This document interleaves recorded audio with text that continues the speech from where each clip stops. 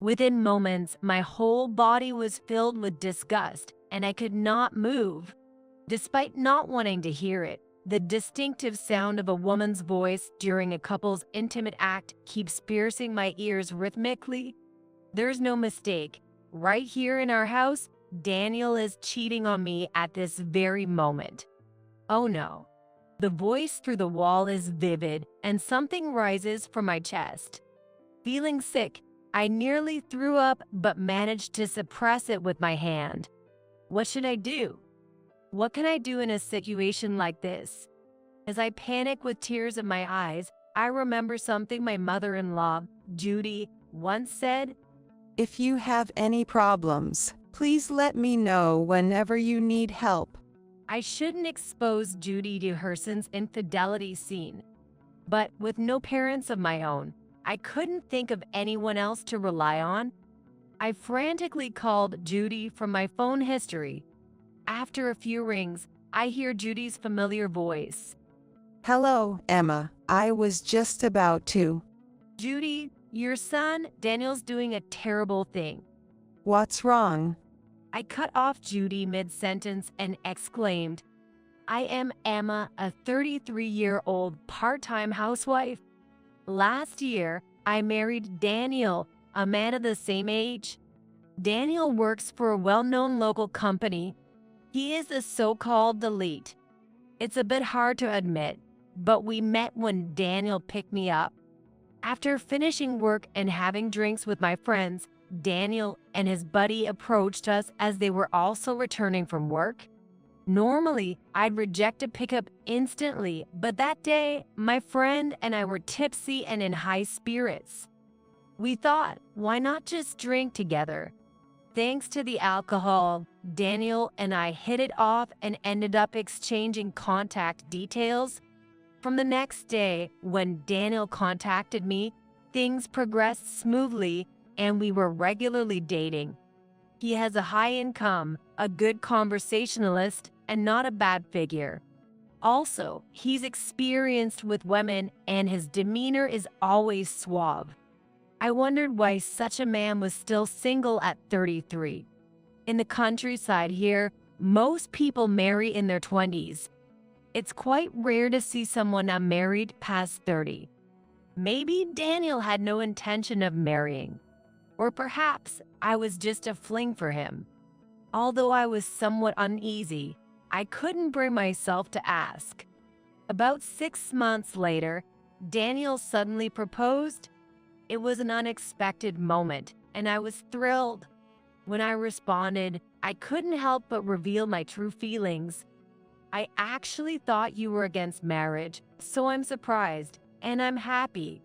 Then, with tears of joy, Daniel responded without changing his expression. I've been married before, actually. Well, that didn't work out. What? His unexpected reply left several question marks floating in my mind. What do you mean? Didn't I tell you? As I pressed him further, it turned out Daniel was actually divorced. Moreover, he had divorced the day before we met. I became single and then met you right away, Emma. It must be fate. Well, I have no prejudice against divorcees. After all, compatibility varies between people. However, knowing that Daniel approached me the day after his divorce evoked an indescribable sense of distrust. Despite being married, can someone really move on that quickly? More importantly, until now, I had no idea that Daniel was divorced. That's what bothers me the most. It seems Daniel doesn't care much about it, but it's important to me. I wish he had told me something this significant before we started dating. Maybe it was obvious how I felt because Daniel looked annoyed and said, What's with that face? You're not going to say you mind that I'm divorced, are you? No, that's not it. I was just surprised. Daniel seemed pleased with my answer and smiled. That's right. You know your place, unlike her. Daniel nodded in agreement. It must be his ex-wife. I didn't even know her face or name, yet I felt a hostility towards her. What kind of person was she? It's pointless to think about it, but I can't help wondering. Anyway, since we're married, please tell me important things in advance. I know, I just forgot to mention it. Okay, still harboring some uncertainties, we got married. But less than a month into our marriage, I would regret this decision. Wait, caregiving? Yay! My mom, Judy, is still sharp, but she's getting old, and now she's having trouble walking. Looks like she'll need caregiving soon. When I found out he was divorced, I told him to let me know what was important. I had heard that his dad, Tom, was working away from home, so his mom, Judy, was living alone. But I never knew until now that Judy was lame and needed care. Since meeting Daniel, it's been one surprise after another. I should have at least met his family before getting married. I want to meet and greet before the wedding. My hometown is in the next state, and I'm too busy. Daniel refused, and we settled it over the phone. My parents passed away early, and I accepted his excuse. Could it be that he insisted on a phone greeting because he wanted to keep this fact hidden and marry me? I even began to suspect this. Well, I have to work, and caregiving on weekdays will be tough. That's true.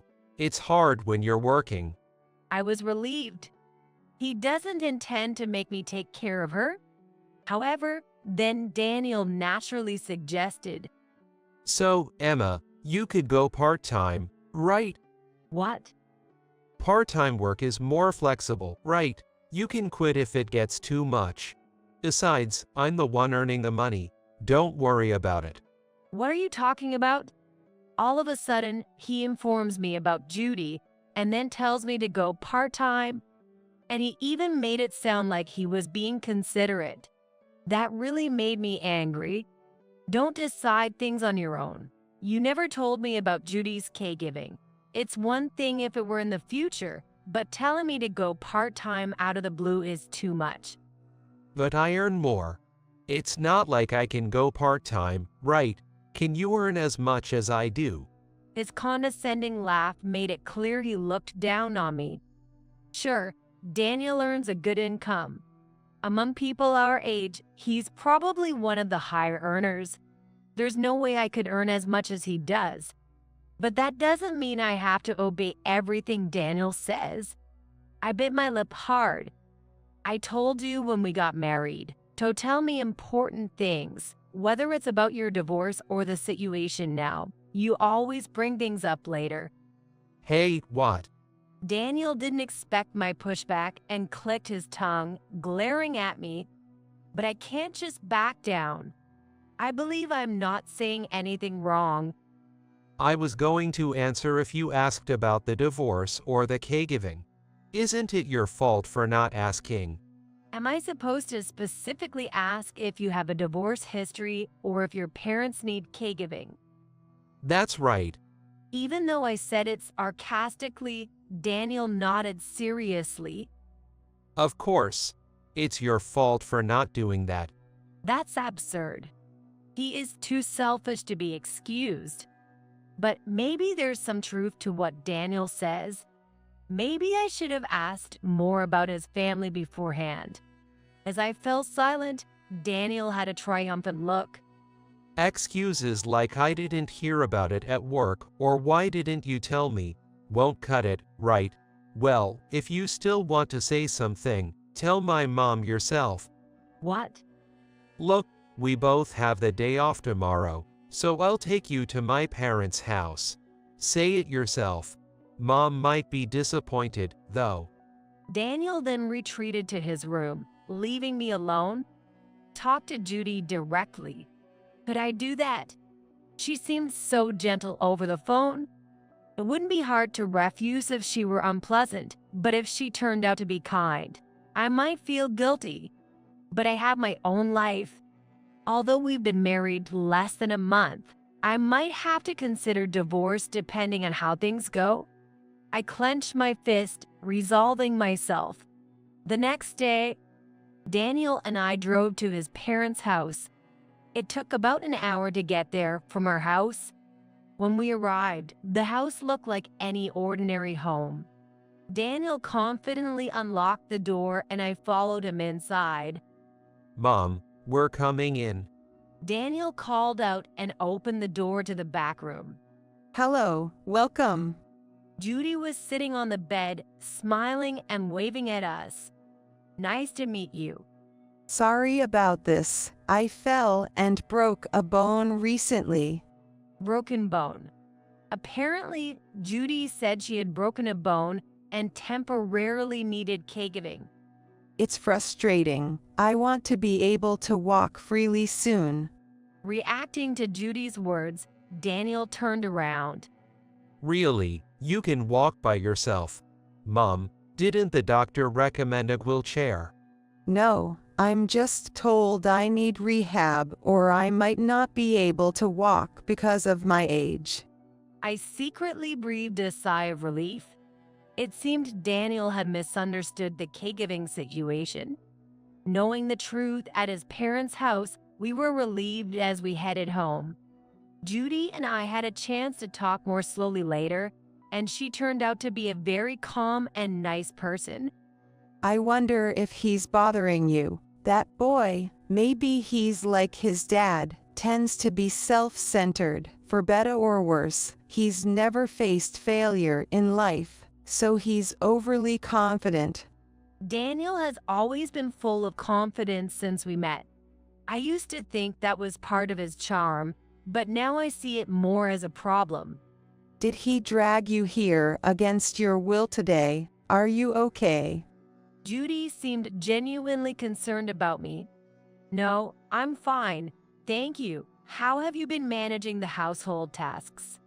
My sister's family lives nearby. They help out when it's absolutely necessary. It takes time, but I can manage to walk if I really try. Judy said with a bashful smile. At first, I would have absolutely hated to work part-time to care for her. Yet, I found myself wanting to help Judy now. I talked to my workplace and switched to part-time. I couldn't visit Judy's house every day, but I made it a point to go there at least once a week. Judy was very apologetic and kept saying I'm sorry to me, to which I only replied, it was my decision. Perhaps having lost my parents early, I saw in Judy something of my own parents. At first, Daniel thanked me, saying, I appreciate you. A few months later, Judy had recovered from her fracture, but then started needing regular physical therapy. Emma, it must be hard coming all this way, right? I'm okay now. My legs are better. Judy tried to show restraint, but she was still unstable on her feet. Moreover, she couldn't drive, so she had to rely on buses or taxis to get to the hospital. Maybe it's overstepping, but I'm worried, so please let me continue to come by often. Emma, thank you. I would visit Judy twice a week. During that time, I would prepare meals in advance and leave them in the fridge for Daniel, instructing him to heat them up himself if I came home late. You're with my mom again. I would have preferred a fresh oatmeal today. I'll try to come back early. Daniel would sometimes complain, but that was all I could say. After a few months, Judy's rehabilitation went well, and she was able to walk again on her own. By then, I had grown close to Judy's sister's family, who lived nearby, and we all rejoiced in her recovery. It's all thanks to you, Emma. If you have any problems, please let me know whenever you need help. Thank you. I'll visit again. Daniel really got himself an amazing wife. Judy's sister praised me so much it was almost embarrassing. Maybe I had let my guard down because Judy's rehabilitation was over. One day at work, I suddenly felt a terrible dizziness. The room seemed to warp, and my head spun. Ideally, I would have liked to hold on until the end of my shift, but it seemed impossible to endure. After talking to my boss, I decided to leave early. I needed to lie down as soon as possible. I managed to get home in a daze. Then I opened the front door and walked in. That's when my eyes widened. There was a woman's bag in the living room that I had never seen before. The word affair flashed through my mind. Who's the woman? I walked through the living room and down a corridor. Then I heard a noise from the back bedroom. As I tiptoed closer to the door, I didn't even need to open it. I instantly knew what was happening in the next room.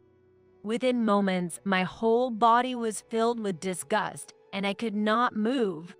Despite not wanting to hear it, the distinct sounds of a man and a woman in an intimate act regularly reached my ears.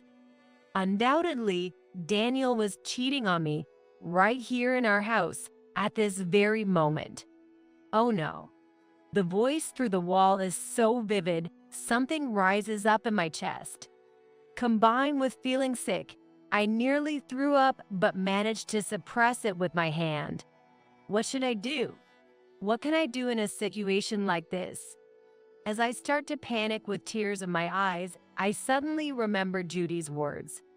If you have any problems, please let me know whenever you need help. I shouldn't show her that the scene is her son's affair. But with no parents of my own, I couldn't think of anyone else to rely on. I somehow make it back to the entryway. Trembling, I pull out my smartphone and frantically call Judy from my call history. After a few rings, I hear Judy's familiar voice. Hello, Emma. I was just... Judy, your son, Daniel's doing a terrible thing. What's wrong? I cut off Judy mid-sentence and shouted.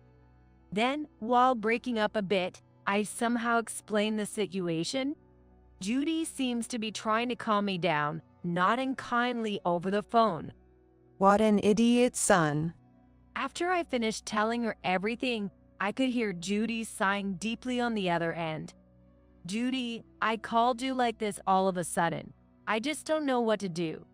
It's okay, Emma. I'm coming over right now. Please wait for me. Yes. I hung up the phone feeling a bit calmer. Probably because I was able to talk to Judy. She said she's coming right away, but Judy can't drive. And even if someone from Judy's sister's family drives her, it would take about an hour from their house.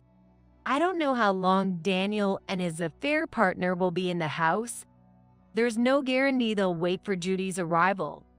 And even if they do stay until she arrives, by then everything might be over and they might act as if nothing happened. If it was just tea at home, they might say, and that would be the end of it. Without evidence, they could easily talk their way out of it. Then I need to get evidence now. They're in the middle of the act right now. They wouldn't dream I'd come home early from my part-time job. Caught off guard, it should be easy to gather evidence. Okay, let's do this. I take a couple of deep breaths and then head back towards the living room. Just like before, I approach the bedroom door, and the vivid voices are audible. Maybe because I'm mentally prepared now, I feel disgusted and uncomfortable, but not as shaken as before. I carefully start the recording on my smartphone. The loud voice of the affair partner should ensure the recording goes well. But this alone might be weak as evidence of the affair. If given the choice, I want more solid evidence. Should I open the door quietly? No, that would definitely alert them. If they notice, it's over. The risk is too high. As I ponder what to do, my eyes catch Daniel's smartphone left carelessly on the living room table. It was Daniel's smartphone. This is a good chance. I quietly picked it up without making a sound. The password is, oh, of course.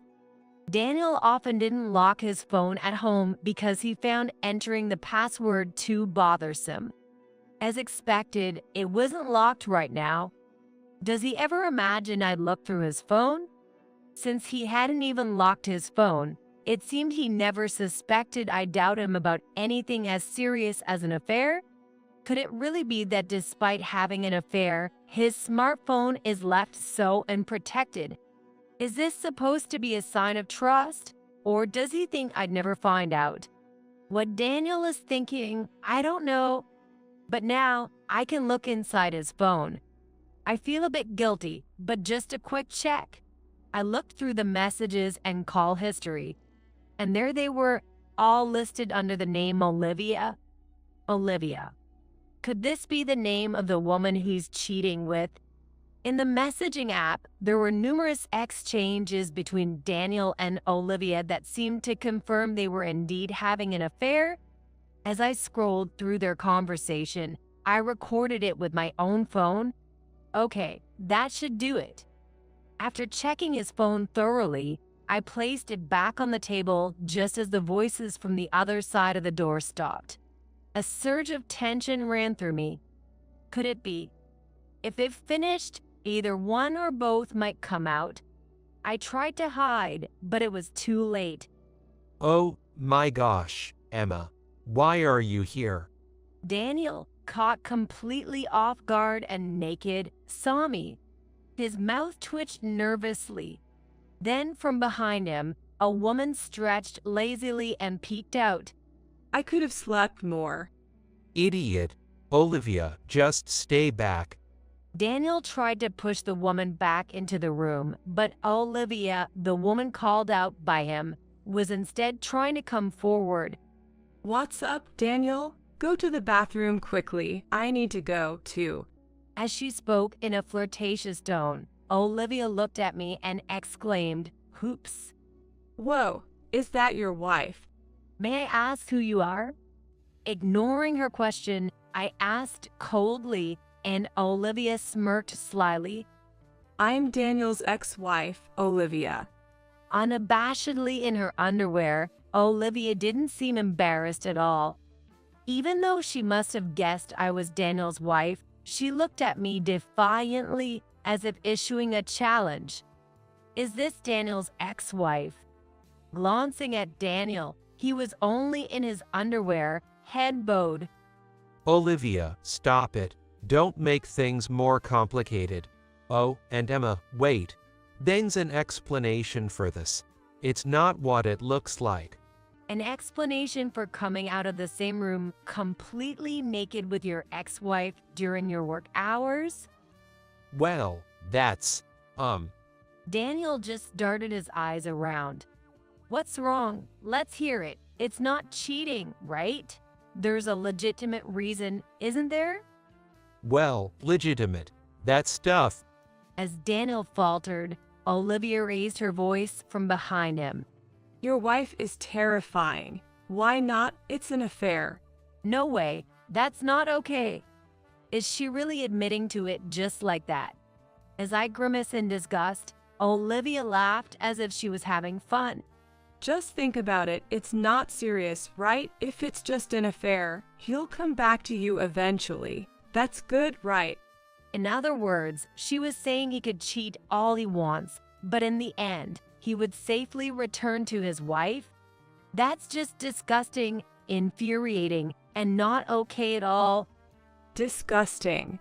Olivia tilted her head, posing as if puzzled. She looked older than us, but I wondered how old she really was. It's disgusting.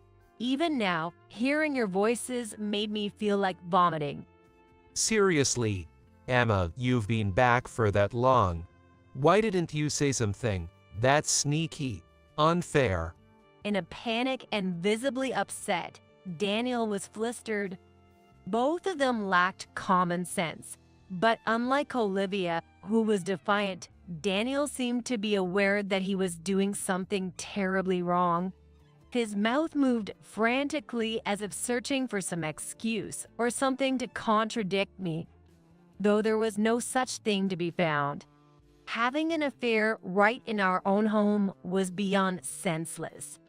Moreover, I hadn't even received an apology despite catching them in the act.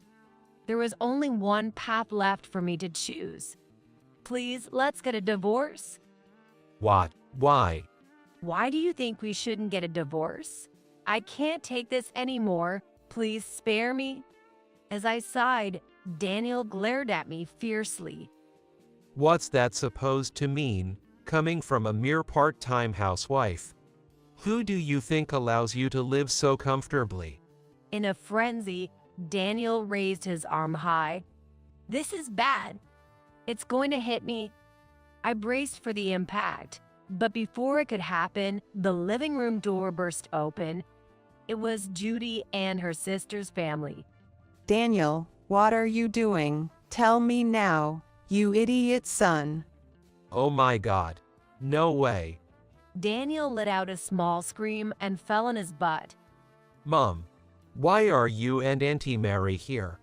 We heard you were acting like a monkey in heat at home. Oh, how shameful. Judy's sister, Mary, yelled, and her daughter and son nodded in agreement. Daniel turned pale at the sight of Auntie Mary, his forehead breaking out in a cold sweat. He was visibly shaken. While sitting on the floor, he tried to escape from Mary, but she had a firm grip on the back of his neck. You've always had terrible ways with women. Auntie Mary, I'm sorry. Please forgive me. Daniel, usually so arrogant and confident, suddenly shrunk down like a pill bug in front of Mary. Even Olivia seemed scared. Was Mary that frightening? Indeed, Mary was very straightforward, but in the months we had interacted, I never found her scary.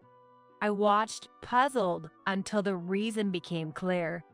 I'll tell my husband about this. You better start looking for another job soon. At Mary's words, Daniel's complexion changed. What? Auntie Mary, please wait. I beg you. His face turned even paler as he panicked. For some reason, in front of Mary, he began to kneel and bow deeply. That place is my true calling. Please, give me a break. What in the world was happening? As I watched Daniel tearfully, Judy, who had quietly come to stand beside me, whispered in my ear, Actually, Mary's husband is the president of Daniel's company. "Really?" I exclaimed, my voice cracking in surprise. Turns out, Daniel, who had always been so confident, had gotten his job through connections. He's good at making an impression, but he's not very smart. He barely graduated from college and couldn't secure a job offer from any other company. It seems that Judy's brother-in-law pulled some strings to help him out. Despite all his bragging about his high income, it was shocking to learn he had landed his job through connections. As I was still reeling from the shock, Daniel staggered over to me and said, Emma, this is serious. Auntie Mary won't forgive me. "Well, that sounds like you reap what you sow." If this keeps up, best case, I get demoted. Worst case, I get fired. At my age, if I get fired, I won't be able to get into a decent company again. More than his age, it seemed to be Daniel's skills and character that were important. However, I just listened quietly to what Daniel had to say. So, I have a proposal. A proposal? When I asked him to clarify, Daniel nodded, satisfied. Somehow, Auntie Mary really likes you. I mean, you could just ask her to let me keep my job. Daniel declared this as if it was a brilliant idea, which only confused me more. Why should I? Couples are supposed to support each other, right? Don't worry. I'll look for other jobs too. I'll find something soon. No, that's not the point. That's too beside the point. It was astonishing how self-centered he could be. Taking a deep breath, I firmly said to Daniel, "Daniel and I are getting divorced. We will soon be strangers. As you said, couples should support each other, but I have no intention of spending any more of my life with you." No, look, you loved me, right? That's why you even took care of my mom, isn't it? What a poor loser. Grinning sycophantically, he was practically clinging to me. I just wanted to help Judy. Maybe I saw my own parents in her. Emma, I wanted to be there for Judy. I wanted to give back in a way I never could for my own parents. Judy, even if I divorce Daniel, I hope we can still have tea together. of course, dear. Judy smiled warmly. Meanwhile, Daniel was looking around nervously. Emma, You're better suited for Olivia. After all, if you sneak out of work to be with her, why not just get back together? Good luck to you both. no, I won't accept that. Olivia is good for a fling, but from my last marriage, I know she's not marriage material. I'll follow you wherever you go, Emma. As Daniel declared his intention to stalk me, I was preparing to contact the police when a man I didn't recognize suddenly grabbed Daniel by the shoulder. How pathetic, Daniel. Dad, It was Daniel's dad. I had never met him, so I didn't recognize him.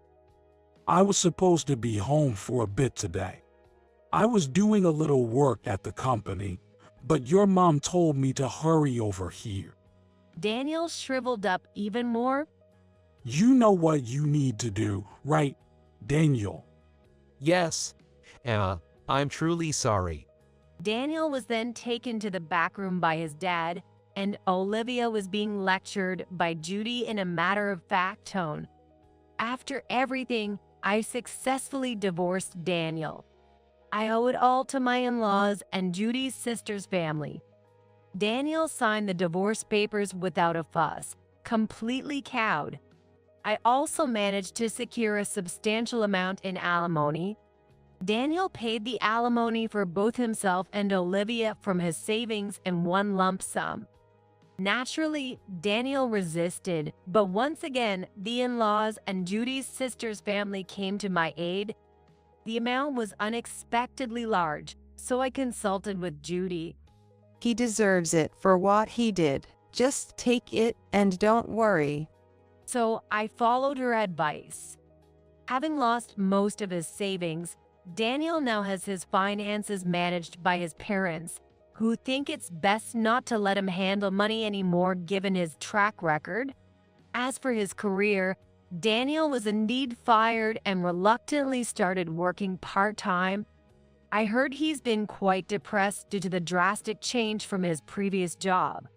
On the other hand, Olivia has been diligently working as a supermarket cashier. However, the repayment of the alimony Daniel covered for her is being strictly enforced by his parents, making her life quite challenging. Known for her love of shopping and generally being extravagant with money, she has recently had to cut back significantly, which apparently has aged her considerably. Interestingly, her lavish spending habits were reportedly the original cause of their divorce. As for me, I pleaded with my company and am now working there as a full-time employee. I've also resumed living alone. Although Daniel and I are divorced, I still meet regularly with Judy and Mary's family. I'm a divorcee now and have no lingering feelings for Daniel, but I am grateful that I got to meet Judy and her family through him.